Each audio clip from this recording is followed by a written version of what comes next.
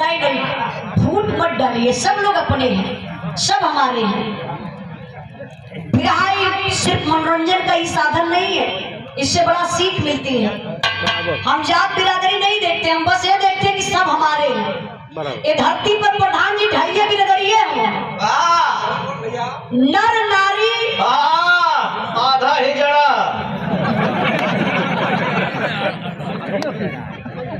बंसीधर केसरी मरियाओं की धरती से 51 रुपए का पुरस्कार देकर सम्मान किया।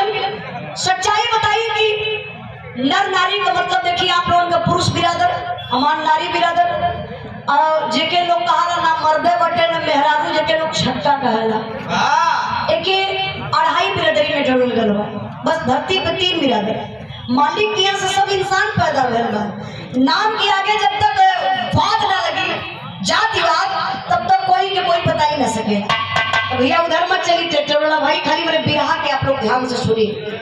हमारे बड़े भैया अजय लाल यादव, अक्षय लाल यादव अजोशी की धरती से 51 रुपए का पुरस्कार देकर सम्मान किया।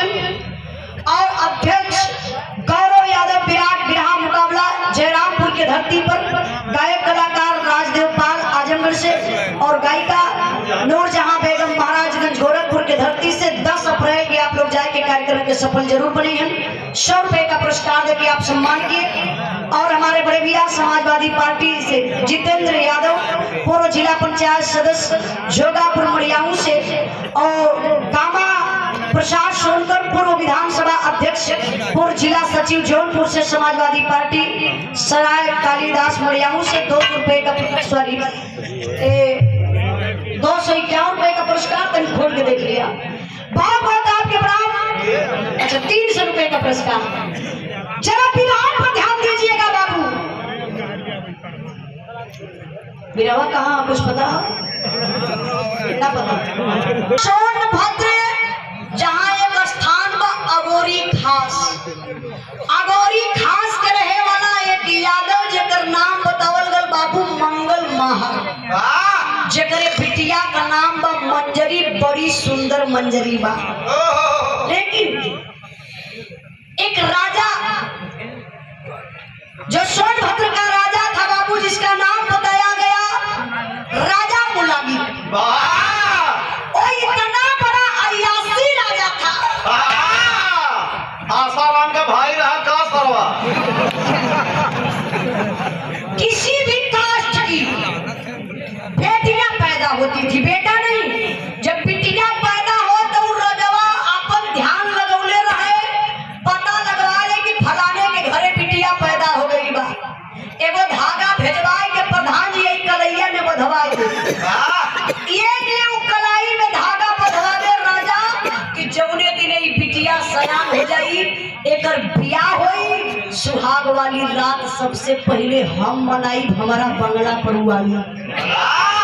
सारे लोग परेशान है बाबू, लेकिन मंगल माहर अपने दिल के थाम के बैठल। कहने बिटिया सयान हो गई बा, मंजरी का बियाह करबे, रजवा कलाई में धागा बहले बा, बिटिया का इज्जत लूट ले। एक बाप के जीवन जी नरक हो जाई। काले काली धरती पीरन से खाली बा। नहीं का रिश्ता बाबू मंगल माहर घूमे लगन, केहू तैयार न भइल। कहे से पहला प्रस्ताव है कि हमरे बिटिया से बियाह है स्वीकार करी, जे राजा मुलागी से लड़ के डोला के सुरक्षित लेके आई। लोग कदम पीछे हटा ले, कहा जान बचे लाखों पाए। लेकिन मंगल माहर का साला शिव बचन जी कहना कि कहो सुनत है एगो लड़का बा बलिया गढ़गौरा गांव को, जौने का नाम बा लोरी। बहुत बड़ा पट्टा पहलवान बा, बड़े बड़े पीरन का छक्का छोड़ा देला। चलता भैवा देख लियो जाते एक बार आजमा लिया। बाबू लोरी के दरवाजे पर जाते हैं मंगल माहर। जरा कहानी शॉर्ट में समझे, सदिया तय हो गई। लोरी से मंजरी का ब्याह तय हो गया और लोरी बारात लेके गढ़गौरा से बाबू गए, अगोरी खास में शादी हो गई। जब शादी हो गई तो सुबहिया का विदाई का नंबर आया। अब जब डोला उठ के जात बाबू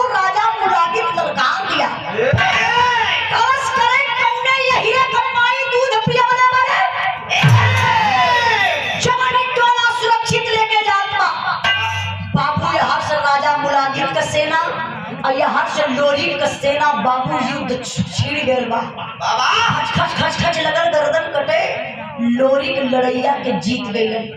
अइले कहाँ यही मारकुंडी पहाड़ी पर आप लोग देखले हो बाजे भाई, अक्सर ड्राइवर लोग जात रहे। बहुत बड़ी पहाड़ी में वही पहाड़िया पे डोलवा लोरी के रखलन, मंजरी वही डोलवे में से कहली पति देव हमारे नैहरे कई पहला डोला बजवा सुरक्षित जात बा, हमारे नैहरे में कोनो निशानी दे दे पारे लोरी निकाल दिया तावा। बहुत बड़ा विशाल पत्थर है बाबू, सिंह पत्थर पर लोरी चला देते हैं तलवार को। प्रधान जी पत्थरा 2 टुकड़ा में हो गए। मंजरी 5 जगह जाए गई, सेनुरा के टीक दहली, सॉरी सेनुरे से पत्थरा के टीक दहली। आज भी आप लोग अगर देखा जाए तो लोग कहला कि बारिश के महीना में लगला कि ताजा सिंदूर कोई टीक के जाता। लोरी के ले के डोला वहां से अइले कहाँ, अपने घरे बलिया गढ़गौरा गांव में नात रिश्तेदार वही दुअरवे हम तबले बाबू पता चल गए चनवा के कि लोरी हमसे प्यार करल है। प्यार में तो धोखा करल, मंजरी से ब्याह करल। चनवा लोरी के बलौला सोई पिपरे के पेड़े तरी दिन में हो हमसे तो से चला को बैठल होगा तो भैया निहारे बलौला। हाँ चला कर आता रात सोचता है कि हाँ बैठे। अब लोरी नाराज मत भैया, भैया हम ना कहली है। अब लोरी चनवा के बलौला पर चल गए वही पिपरे के पेड़े तरे। यही कहानी छोड़ले रही तरी हई फोड़ लई, इहो जरूरी बा। ये देखिए रमेश यादव चौराहा मिर्जापुर से आप ड्राइवर भैया के तरफ से 201 रुपए का पुरस्कार और 51 पे निकल मुकेश मौर्य मछलीपुर के धरती से 51 रुपए का पुरस्कार और झगड़ू सिंह ब्लॉक प्रमुख रामनगर के धरती से आप ड्राइवर मनोज यादव राजगढ़ के धरती से मिर्जापुर 102 से 51 रुपए का पुरस्कार देके सम्मान करें भैया के बहुत बहुत प्राण धन्यवाद। बिरहा के तरफ यहाँ कहाँ पहुँचे पिपरे के पेड़े पर क्या भैया, धन्यवाद भैया। ए माता रानी सही कहती प्रधान जी, हमके रोज ऐसे बिरहा के सुनवैया मिले रात भर समझावे पर नहीं गाई। आप बतावा आप लोग लोरी के चनवा पिपरे के पेड़े करे बुलाई के तरपासत बा कहत बका कहत बा हो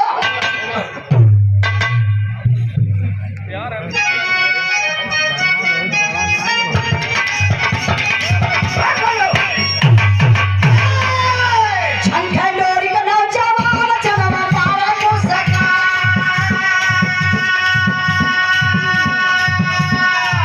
झंझा लोरी का नौजवान चनवा भारे मुसकान मारा बतिया का पानी लगिया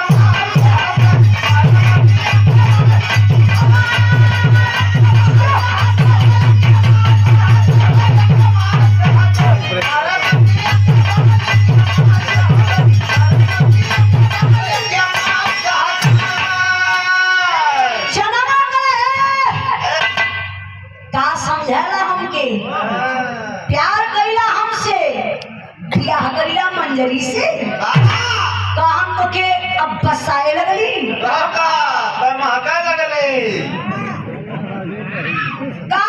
समझे तुम्हारे के कागज का टुकड़ा फाड़ के डस्टबिन में फेंक दई।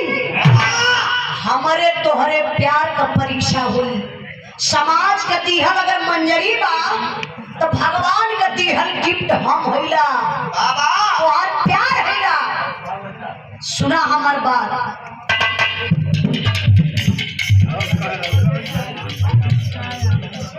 धर्मेंद्र विश्वकर्मा रमन गुरु अखाड़े से आप कलाकार हैं। अच्छा जेडी बहादुर गुरु जी की आप शिष्य हैं। 51 रुपए का पुरस्कार देकर सम्मान किया, बहुत बहुत प्रणाम। कहना कमाटे सबका